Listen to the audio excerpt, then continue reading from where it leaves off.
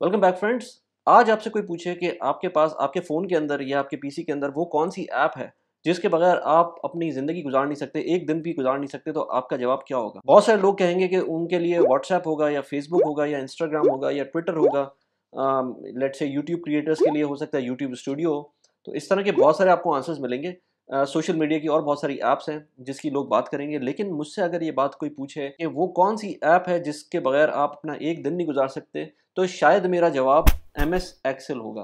क्योंकि Microsoft Excel एक ऐसी ऐप है जिसके बगैर मैं ना अपना ऑफिस का काम कर सकता हूँ, ना मैं अपने घर के अंदर जो मैं अपनी प्लानिंग करता हूँ वो कर सकता हूँ, ना मैं इन वीडियोस पे जो काम करता हूँ बहुत सारे उसके अंदर एमएस एक्सेल के ऊपर बहुत सारा काम होता है वो कर सकते हैं, या मैं जो अपने यूट्यूब के अंदर जो डीप डाइव करना होता है बहुत सारी चीज़ों का, उसके थ्रू मैं एक्सेल के थ्रू ही करता हूँ। बल्कि मैं आज आपको एक लाइव एग्ज़ाम्पल भी दूँगा कि मैं किस तरह से उसको डीप डाइव करता हूँ। ठीक है, कम्युनिकेशन के और जो बहुत सारे वेज़ हैं जिसमें व्हाट्सएप हो गया, वो भी इम्पोर्टेंट है। लेकिन अगर मेरी डेली रूटीन की बात की जाए और उसके अंदर अगर मेरे वर्क फ्लो की बात की जाए, तो उसके अंदर एमएस एक्सेल इज़ वन की ऐप जिसके बगैर मैं दिन का जो पूरा दिन है वो गुज़ारने का सोच भी नहीं सकता हूँ। बल्कि इससे मुझे एक बहुत इंटरेस्टिंग कन्वर्सेशन याद आई। मेरे कज़न होते हैं जो चार्टर्ड अकाउंटेंट हैं, वो मुझे बता रहे थे कि जब मैंने उनसे इस चीज़ पे बात की कि यार किस तरह से एफिशिएंसी इम्पोर्टेंट है इन योर वर्क फ्लो, तो उन्होंने मुझे बताया था कि चार्टर्ड अकाउंटेंट बनते हुए उनकी जो फ़र्म थी उसके अंदर एक रूल था कि आपको बगैर माउस के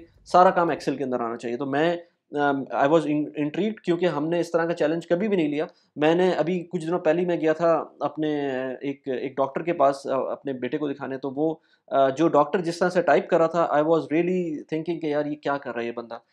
उसको 15 मिनट लगे थे मेडिसिन्स टाइप करने के ऊपर। तो वो इस ये जो चीज़ होती है, ये अपनी जो सॉफ्ट स्किल्स हैं आपकी, जिसमें एक्सेल आ जाती है, जिसमें आपकी टाइपिंग स्किल्स होती हैं, ये जिस प्रोफ़ेशन के अंदर भी आप हैं, उसके अंदर आपको एक्सेलरेट करने के लिए ये बहुत इंपॉर्टेंट है कि आप किस तरह से अपना वर्क फ्लो तेज़ करते हैं या उसको एफिशिएंट बनाते हैं। तो आज हम कोई 7 टिप्स की बात करेंगे एक्सेल की, जो मैं यूज़ करता हूँ बीइंग एक नॉर्मल किस्म का यूज़र। ना वो कोई बहुत एडवांस है, ना ये कोई बहुत बेसिक किस्म की टिप्स या ट्रिक्स होंगी। ये बहुत ऐसी टिप्स हैं जो as being a personal finance fanatic, और जो चीज़ों को नंबर्स के अंदर मैं बहुत ज़्यादा देख रहा होता हूँ, तो उसके अंदर मुझे ये चीज़ें या ये फंक्शंस या ये फ़ॉर्मूलाज़ एक्सेल के मुझे हेल्प आउट करते हैं।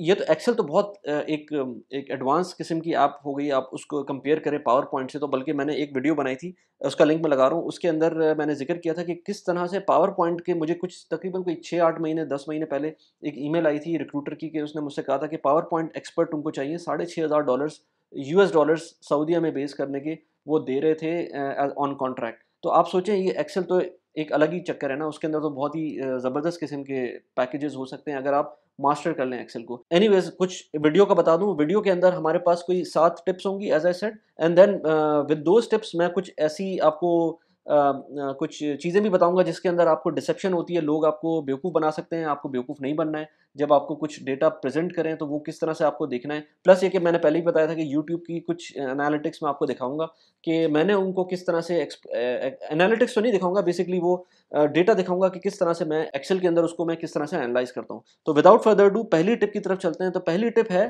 बेसिकली कैमरा, जो कि मैंने तो अभी कुछ दिनों पहले ही देखी थी, और इस फ़ंक्शन को ही एक्सेल के देखने के बाद मुझे ख़्याल आया कि यार ये मैं क्यों ना एक एक्सेल के ऊपर एक वीडियो बनाऊँ। सो अगर मैं बात करूँ, ये ब्लैंक एक्सेल शीट है। इसको मैंने इसके अंदर कुछ डेटा डाला है मैंने अभी रिसेंटली, इसको मैं ज़रा ज़ूम करके आपको दिखा देता हूँ। सिर्फ़ मैं आपको ये दिखा रहा हूँ कि ये जो कैमरा फ़ीचर है वो किस तरह से काम करता है। यहाँ जो कैमरा नज़र आ रहा है, अगर मैं इसको अगर आपको देखना है कि कैमरा कैसे आ सकता है, तो यहाँ मोर कमांड्स में चले जाएँ आप, और यहाँ पर ये प्रोबेबली विंडोज़ के अंदर डिफरेंट तरीके की नज़र आएगी, लेकिन होती वहाँ पर भी ऐसी ही है। इसके अंदर आपको यहाँ पर लेट्स से यहाँ कैमरा नज़र आ रहा है, इसको रिमूव कर देता हूँ मैं फ़िलहाल। तो यहाँ मैं अगर सेव करूँगा ना इसको, तो आप ये देखें यहाँ से ये कैमरा हट गया यहाँ से। अब मैं दोबारा कैमरा लेके आता हूँ यहाँ पर।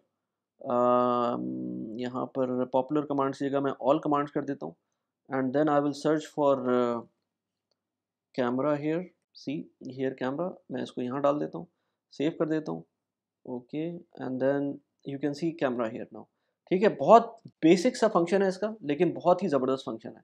अब मैं चाह ये रहा हूँ कि लेट से आप लोग अगर ऑफिस में काम करते हैं तो आपको डैशबोर्ड्स बनाने होते होंगे, या लेट से आपको कोई ऐसा काम करना होता होगा जिसके अंदर आपको एक शीट का डेटा किसी और शीट में किसी और फॉर्मेट में चाहिए होता है, तो बहुत सारे फॉर्मूलाज उसमें यूज़ कर सकते हैं। लेकिन या तो सेल को लॉक करना पड़ता है अगर आप चाहते हैं कि वो एडिट ना हो सके, लेकिन उससे बहुत ज़बरदस्त तरीका ये है, ये कैमरा आपको शो करता है।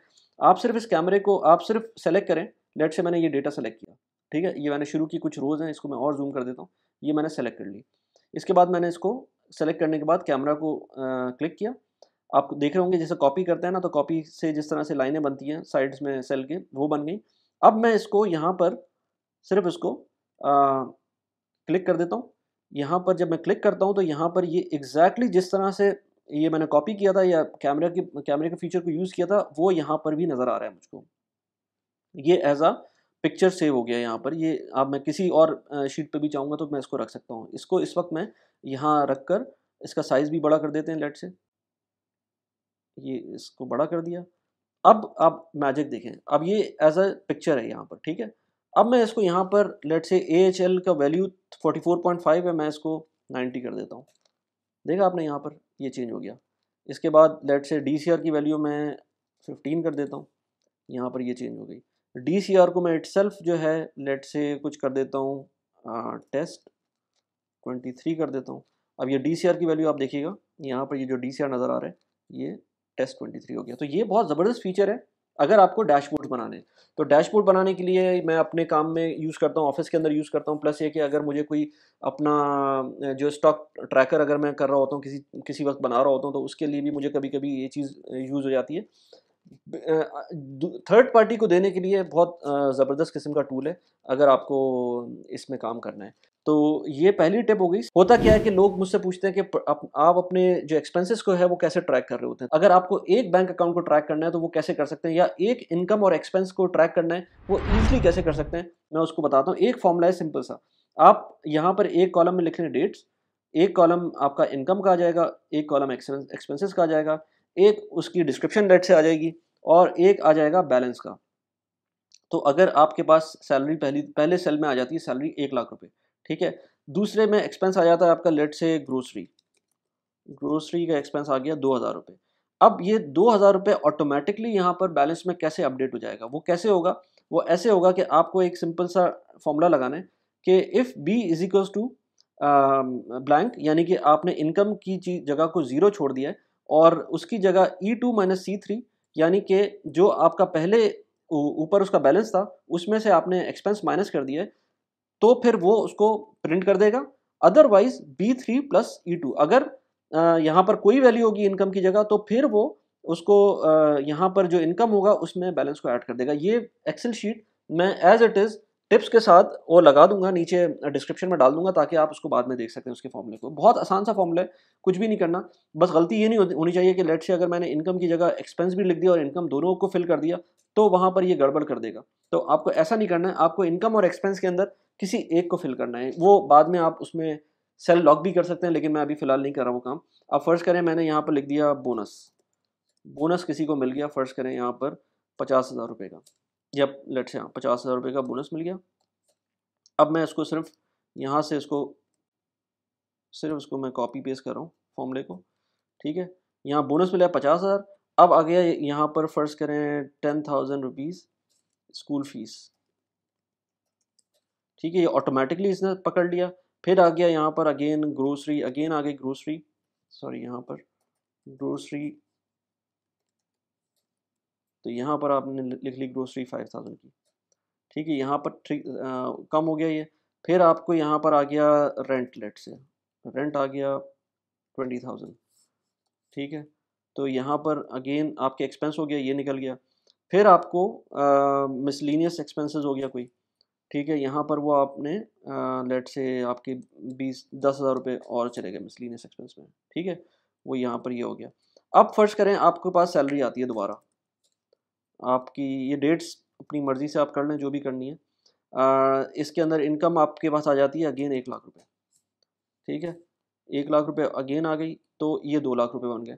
तो ये आपकी एक वर्क फ्लो बन जाएगा। आप इस बिल्टअप करना शुरू करें, इस फॉर्मूले के थ्रू अपने बैंक अकाउंट को बिल्टअप कर सकते हैं, अपनी सेविंग्स एंड एक्सपेंसेस को बिल्टअप कर सकते हैं, अपने सेकंड बैंक अकाउंट को स्टार्ट कर सकते हैं। मैंने इसके अंदर ऐसा सिस्टम बनाया हुआ है कि मुझे लेट से पाकिस्तान के अंदर 3 अकाउंट्स हैं, तो मुझे एक ही इस शीट के थ्रू मुझे सब कुछ मिल जाता है कि वो थोड़ी-सी कॉम्प्लिकेटेड हो जाती है शीट, लेकिन उसी शीट के थ्रू मुझे मिल जाता है कि मेरे एक अकाउंट के अंदर जो प्राइमरी अकाउंट है, उसके अंदर क्या पैसे हैं और क्या इनकम और क्या एक्सपेंस हो रहा है उसके अंदर। मुझे बार-बार हर बैंक अकाउंट को नहीं मॉनिटर करना पड़ता। और हाँ, यूएई के लिए मुझे अलग रखना पड़ता है क्योंकि ऑफ कोर्स यूएई का दिरहम है, तो वो काफ़ी कन्फ्यूजिंग हो जाएगा। तो इस वजह से ये बहुत आसान तरीका है किसी को भी बिल्ट अप करने में, अपना सिस्टम को बिल्ट अप करने में। तो एक्सेल आपको इसमें हेल्प करती है कि अपने बजटिंग को बिल्ट अप करने के लिए आप बहुत सारे काम कर सकते हैं। जो थर्ड पार्टी ऐप्स होती हैं आईओएस के ऊपर या एंड्रॉयड गूगल प्ले स्टोर के ऊपर, वो मैंने यूज़ किए हैं, लेकिन वो मुझे मज़ा नहीं देती उस तरह से। जो फ़ायदा एक्सेल के अंदर मिलता है, वो उन ऐप्स के थ्रू नहीं मिलता। नेक्स्ट टिप की तरफ चलते हैं। अच्छा, नेक्स्ट टिप बहुत सिंपल सी टिप है। मैं इसके अंदर अगर आपको दिखाऊं कि इसके अंदर लेट्स से मैंने कुछ डेटा पहले से ले लिया। इस डेटा के अंदर फर्स्ट नेम, लास्ट नेम और फुल नेम है किसी लोगों का, ठीक है। इसके अंदर अब मैं चाह रहा हूँ कि लेट्स से मैंने पहला तो ये कर दिया ना, अहमद मंसूर को मैंने 2 जगहों पे लिख दिया इस तरह से। अब मैं चाह रहा हूँ कि ये एग्जैक्टली सेम तरह से ये पूरा यहाँ पर फिल हो जाए। तो इसके लिए मैं जाऊँगा डेटा के अंदर। डेटा के अंदर आपको मिलेगा ये फ्लैश फिल। ये फ्लैश फिल का एक ऑप्शन होगा। विंडोज़ के अंदर भी अगर आप यूज़ करें तो कुछ इसी तरह की के टैब्स के अंदर होगा, अदरवाइज़ आप सर्च कर सकते हैं। लेकिन ये फ्लैश फिल का एक ऑप्शन होगा, आप इसको क्लिक करें। ये पूरा आपको जैसे इसने यहाँ से उठाया था ना लेफ्ट साइड से, उसी तरह से यहाँ पर भी लास्ट नेम भी इसी तरह उठा लेगा। तो जैसे ही आपने इसको फ्लैश फिल पे क्लिक किया, ये इसने पूरा का पूरा उसी तरह उठा लिया। अब आपको बार बार लेट से जैसे यहाँ पर ये है ना वली खान, तो आपको इस तरह अलग से इस तरह से नहीं लिखना पड़ रहा, ठीक है ना। ना आपको एक और ऑप्शन हो सकता है कि इसको आप स्प्लिट कर सकते हैं इस कॉलम को, लेकिन वो स्प्लिट करने के लिए एक्स्ट्रा मतलब एफर्ट चाहिए होती है, एक्स्ट्रा स्टेप्स होते हैं। तो बजाय इसके आप वो करें, अगर आपका सिंपल सा डेटा है तो आप उसके अंदर फ्लैश फिल करेंगे, और जो एआई की बेसिस के ऊपर एक्सेल को समझ में आ जाएगा कि आपको करना क्या है, और वो उसको इम्प्लीमेंट कर देगा। अच्छा, अब नेक्स्ट स्टेप की तरफ चलते हैं। अच्छा, नेक्स्ट स्टेप को करने से पहले मैं आपको एक उसका ज़रा प्रैक्टिकल दिखाता हूँ। ये मेरे पास पोर्टल है आरिफ हबीब का। लेट्स से इसके अंदर मैं जाता हूँ, लेट्स से मैं यूनिटी फूड्स को मैं उसके चार्ट्स देखता हूँ, ठीक है ना। इसके चार्ट्स में आप इसकी परफॉर्मेंस के अंदर चले जाएँ। बाय द वे ये पोर्टल मैंने पहले ही बताया था कि ये पोर्टल हर अच्छा स्टॉक ब्रोकर आपको फ्री में देगा अगर आप उनके साथ अकाउंट खोलते हैं, तो ये आपको डेटा मिल जाएगा सारा। इसके अंदर मुझे ये फ़ैसिनेट करते हैं, ये जो छोटे-छोटे ट्रेंड लाइन्स हैं ना, ये मुझे बड़ा अच्छा लगता है कि लेट्स से आपको ये पूरा डेटा जो है, ये उन्होंने इस फ़ॉर्मेट में लेके आ गए। जैसे यहाँ पर ये डेटा उन्होंने, ये जो पूरा डेटा है यहाँ पर रिटर्न ऑन कैपिटल एम्प्लॉयड का, ये पूरा इन्होंने यहाँ पर ट्रेंड लाइन में दे दिया छोटा-छोटा। ये एक आपको आइडिया दे देता है। जहाँ पर रिटेंशन रेशियो है, यहाँ पर पूरा दिखा दिया कि ये 100% रिटेन कर रहे हैं, ये अपना प्रॉफ़िट, कोई डिविडेंड नहीं दे रहे। तो ये भी आपको नज़र आ रहा है। ये चीज़ आपको एक्सेल में भी हो सकती है, बहुत आराम से हो सकती है। मैं आपको इसकी एग्ज़ाम्पल दिखाता हूँ कि एक्सेल में कैसे हो सकता है। स्पार्क लाइन का जो फ़ीचर है, फ़र्ज़ करें मैं कोई भी इस वक़्त डेटा ले लिया मैंने, क्योंकि इस डेटा के लिए कंसिस्टेंसी की इम्पोर्टेंस थी, तो वो मैंने ले लिया इस तरह का कि थोड़ा बहुत कोहेरेंट रहे डेटा। इंसर्ट में जाएँ आप, इसके अंदर इंसर्ट में स्पार्क लाइन्स ये होगा, ठीक है। अच्छा, इसके लिए आप इंसर्ट में जाएँ। इंसर्ट में देखें, यहाँ पर स्पार्क लाइन्स नज़र आ रहा है आपको? ये इसी तरह नज़र आएगा, और उसके बाद आप उस सेल पे जाएँ जहाँ पर ये आपको स्पार्क लाइन डिस्प्ले करना है, ये चार्ट्स डिस्प्ले करने हैं। तो मैं इसको कॉलम्स सेलेक्ट करता हूँ अभी, और ये पूछ रहा है मुझसे कि डेटा कहाँ पर है, तो डेटा ये रहा डेटा, और मैं इसको ओके कर देता हूँ। तो अब आप देखें यहाँ पर, मैं ज़ूम कर दूँ थोड़ा-सा, तो यहाँ पर ये आपको चार्ट्स नज़र आ रहे हैं, छोटा इसका चार्ट नज़र आ जाएगा। तो आप इसको ये समझ लें कि आप जहाँ भी चाहते हैं, लेट्स से मैं और कॉलम्स में इस तरह कर दूँ, तो वो भी इसी तरह से डिस्प्ले होना शुरू हो जाएगा। तो ये एक बहुत अच्छा डिस्प्ले का तरीका है। अगर आप अगेन मैं यहाँ जाऊँ वापस, तो आप ये देख सकते हैं कि किस तरह से इसने बड़े मज़े से जो है वो आपको एक बर्ड्स आई व्यू दे देता है किसी भी डेटा का। इसी तरह लेट्स से मैं अभी चले जाऊँ डीसीआर के अंदर, डॉल्मेन सिटी रीट के अंदर। तो डॉल्मेन सिटी रीट के अंदर भी ये जो दिखाएगा, लेट्स से मैं परफॉर्मेंस के अंदर चला जाता हूँ, तो परफॉर्मेंस में आपको यहाँ ट्रेंड नज़र आ रहा है। अगर यही डेटा मैं उठाकर यहाँ पर एक्सेल के अंदर ले जाऊँ, तो ये डेटा मुझे यहाँ भी अपना दिखा देता है। अगेन इन सारी चीज़ों का फ़ायदा क्या है? इन सारी चीज़ों का विजुअलाइज़ेशन का फ़ायदा है। आपको इतना ज़बरदस्त डेटा एनालिसिस जब ही मिल सकता है जब आप चीज़ों को विजुलाइज करेंगे। डेटा को हमेशा सेल में कोई भी चीज़ जहाँ भी पड़ी हुई है वो चीज़ एक वैल्यू नहीं रखती है। मैं अगर इस डेटा को इस तरह से पढूँ कि ये क्या वैल्यूज़ हैं तो मुझे शायद समझ में ना आए, लेकिन मैं अगर इसको एक ग्लिम्प्स में ये देख लूँ इसका कि ये किस तरह का इसका चार्ट है, तो मुझे काफ़ी चीज़ें समझ में आ जाती हैं। तो ये इम्पोर्टेंट है कि आप अपने डेटा को किस तरह से पोर्ट्रे करते हैं। ये चीज़ आपको ऑफ़िस में भी काम आएगी, ये चीज़ आपको अपने अगर आप अपनी फाइनेंशियल एनालिसिस कर रहे होते हैं अपनी चीज़ों की, तो उसके अंदर भी विजुअलाइज़ेशन बहुत अच्छी चीज़ होती है जो काम आएगी आपके। अच्छा, इसी के बाद नेक्स्ट पॉइंट हमारा 5th है, वो ये कि XIRR का फ़ॉर्मूला जो मैंने उस पे अलग से वीडियो भी बनाई थी, लेकिन उसको एम्फसाइज़ करना इसलिए ज़रूरी है कि इसके अंदर बहुत सारे लोग गलती करते हैं। वो गलती क्या होती है? लेट्स से कोई कहता है कि मैंने यार ये 1 करोड़ रुपए का अपार्टमेंट लिया था 2015 के अंदर और आज ये 7 साल बाद 2 करोड़ रुपए का हो गया, तो मुझे 1 करोड़ रुपए का फ़ायदा हुआ है। एट द सेम टाइम एक बंदा कहता है यार ये 3 साल पहले मैंने ये अपार्टमेंट लिया था और आज ये लेट्स से 2.5 करोड़ का हो गया, तो फ़ायदा तो मुझे भी हुआ है। तो अब इसको मैच कौन करेगा? यानी कि इसको आइडेंटिफ़ाई कौन करेगा? कैसे करेंगे कि यार एक अपार्टमेंट जो लिया था उसने वो 2.5 करोड़ का हो गया और एक और अपार्टमेंट जो लेट्स से 2 करोड़ का हुआ है जो 7 साल पहले लिया था, और एक और ज़मीन ले ली थी किसी ने जो कि 2009 में ली थी और आज वो लेट्स से 5 करोड़ की है। तो ये डिसाइड कौन करेगा? क्योंकि अपार्टमेंट आपने जो लिया उसके अंदर आपको रेंटल भी मिलते रहे। तो ये डिसाइड कौन करेगा कि ये फ़ायदे वाली चीज़ किसमें, किसको कितना फ़ायदा हुआ है? एनुअलाइज़्ड रेट रिटर्न किसका ज़्यादा था? वो किसी सूरत भी कैलकुलेट नहीं कर सकते जब जब तक आप ये एक्सेल के अंदर ये XIRR का फ़ॉर्मूला यूज़ नहीं करेंगे। XIRR का फ़ॉर्मूला बेसिकली आपको, और उस अपार्टमेंट को उन्होंने लेट्स से उसकी ये कैलकुलेशन थी कि मल्टीपल टाइम्स उन्होंने पेमेंट्स की थी उसको। उसके अंदर 2008 से लेके 2010 में भी पेमेंट की थी, 11, 12, 13 के अंदर डिफरेंट टाइप्स के ऊपर पेमेंट्स की थी। उसके बाद जून 2019 में, ये बाय द वे ये मैंने पूरी वीडियो जो XIRR की बनाई थी उसके अंदर मैंने एक्सप्लेन किया था, लेकिन जस्ट टू रीइटरेट अगेन मैं आपको बता रहा हूँ कि लेट्स से जून 2019 में ये एडवांस पेमेंट मिली उनको रेंट की और उसके बाद ये रेंटल रिटर्न स्टार्ट हो गया। अब हमें ये देखना है कि ये आज अगर 1 करोड़ रुपए का बिक जाता है ये अपार्टमेंट, जो कि तकरीबन इसकी टोटल जो प्राइस थी वो शायद बन रही थी आई थिंक कोई अगर इसको मैं टोटल कर लूँ तो इसकी जो टोटल प्राइस बन रही है वो बन रही है तकरीबन 45,53,000 के करीब। अगर आज मैं ये 1 करोड़ का बेचता हूँ तो मुझे कितना इसमें एनुअलाइज़्ड बेसिस के ऊपर रिटर्न मिल रहा है। तो मुझे करना क्या होगा? फ़र्ज़ करें मैं ये सोचता हूँ कि ये जनवरी 2022 के अंदर मैंने ये सेल कर दिया और जनवरी 22 तक ही मुझे रेंट मिला इसका। तो जो उसको सेल किया मैंने, तो उसका जो इंटरनल रेट ऑफ रिटर्न था over the period of let's say almost 12 years, तो वो 12% आ रहा है। वो कैसे आ रहा है? उसका फ़ॉर्मूला बहुत सिंपल सा है। उसका फ़ॉर्मूला XIRR का फ़ॉर्मूला है। उसके अंदर आपको इनपुट चाहिए उसको कि क्या-क्या पेमेंट्स हुई हैं। जो टोटल पेमेंट्स हैं उसकी इनपुट चाहिए और किन-किन डेट्स में वो पेमेंट्स हुई है। बस ये 2 चीज़ें चाहिए कि आपकी पेमेंट कितनी हुई है और किन-किन डेट्स में हुई है, और जो आपको इवेंचुअली जो फ़ायदा हो रहा है वो पॉज़िटिव जो कैश फ्लो होगा वो कहाँ-कहाँ पर पॉज़िटिव कैश फ्लो है। यानी कि इस केस के अंदर रेंटल जो पेमेंट्स हैं वो पॉज़िटिव कैश फ्लो है और जो सेल हुआ अपार्टमेंट वो भी पॉज़िटिव कैश फ्लो है। तो ये 2 पॉज़िटिव कैश फ्लो है, बाकी सारा नेगेटिव कैश फ्लो था, ये इससे पैसे गए थे आपके।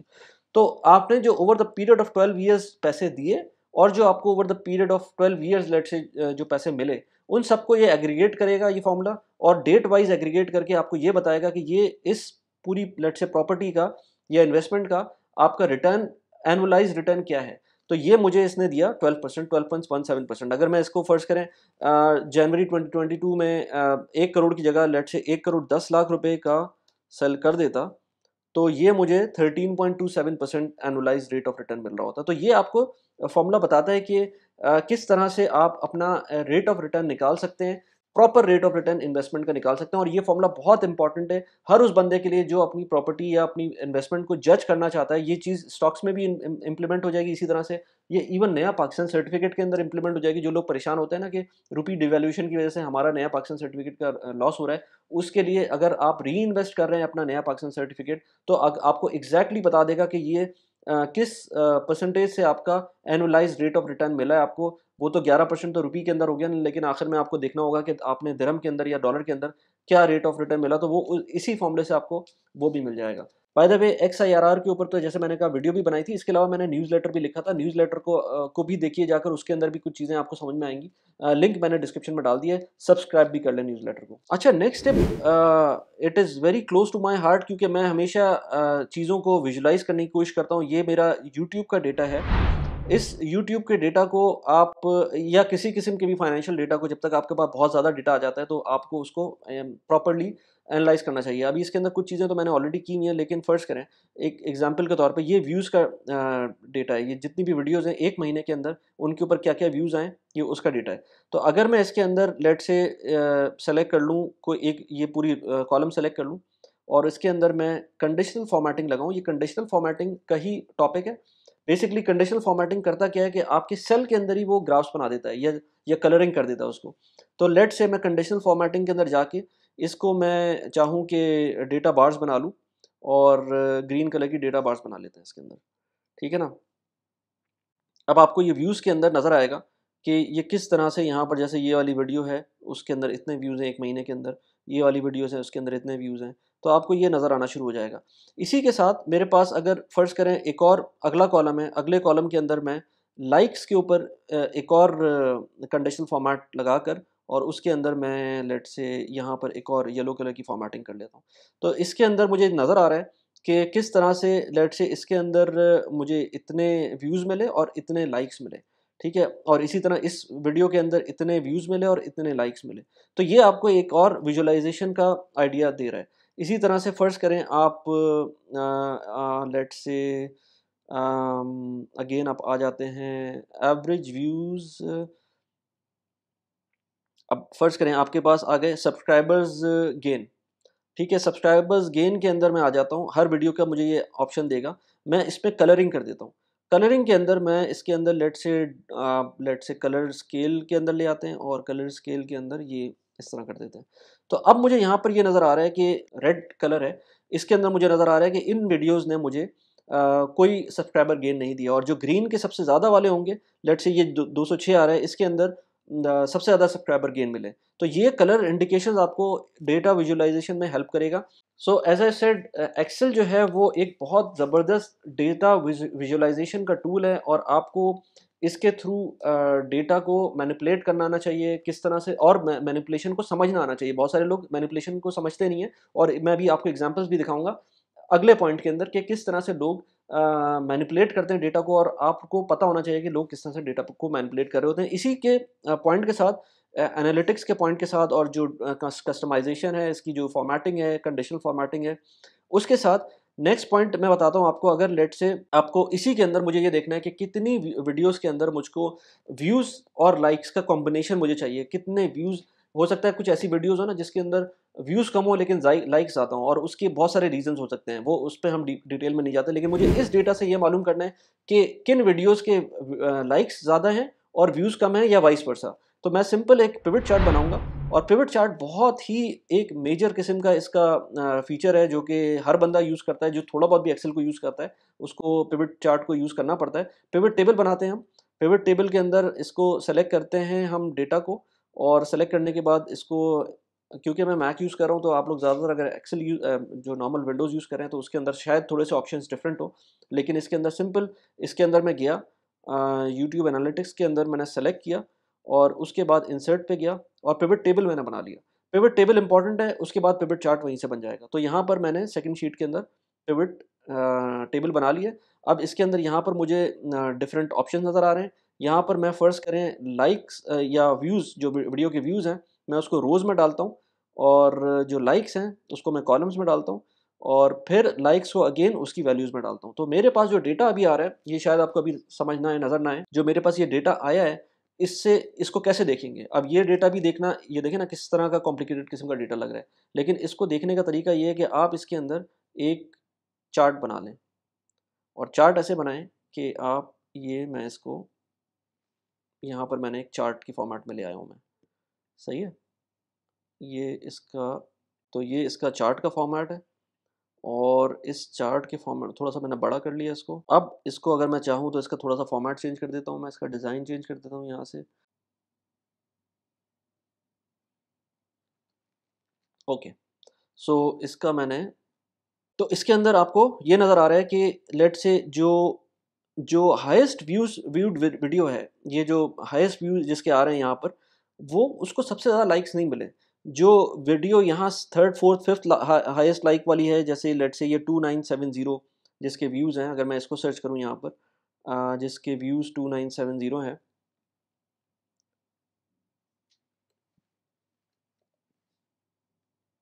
ठीक है, यहाँ पर ये आ गई।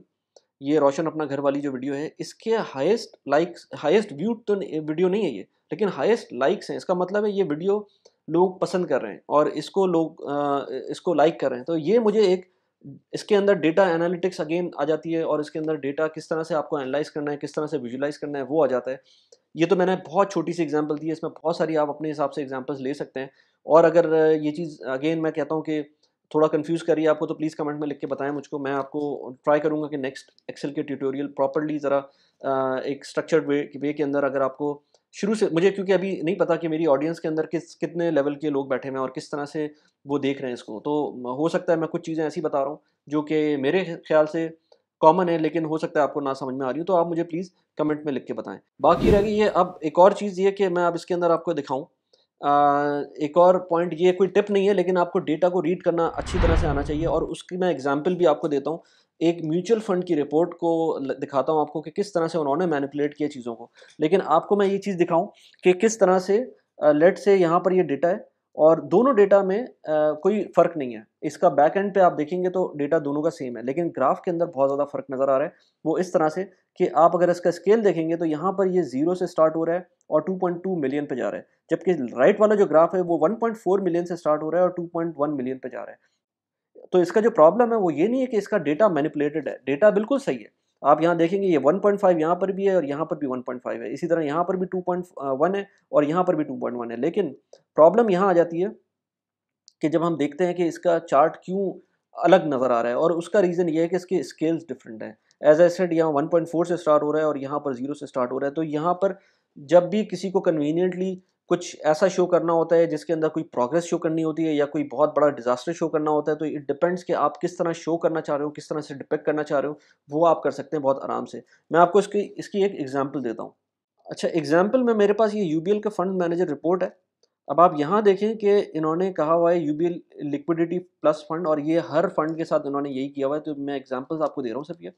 इसके अंदर आप देखें कि value of 100 rupees invested 12 months ago, कहाँ से कहाँ पहुँचा दिया इन्होंने। ग्राफ के अंदर आपको 100 से वो ऑल द वे 108 पे पहुँच गई वो, ठीक है ना। यानी कि 8% का रिटर्न दिया, सिंपल सी बात है।